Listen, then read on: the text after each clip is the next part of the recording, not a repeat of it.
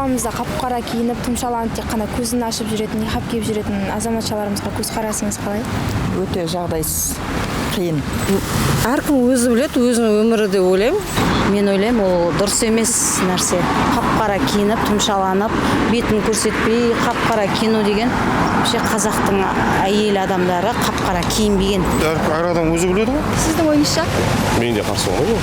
Біздің қазақта ондай салт дәстүр болған жоқ, бет аузын жауып жүру деген. Сондықтан мен қолдамаймын. Өте нашар ол кісілер көзқарасы негізі. Ондайды мен вообще білмеймін, ол біздің қазақтың салт емес сияқты маған деген. Ну, это, в принципе, дело каждого, мне кажется. У нас свободная страна. Но в целом, я как мама бы отрицательно отнеслась бы, если бы мой ребенок покрылся полностью и только глаза открыл бы.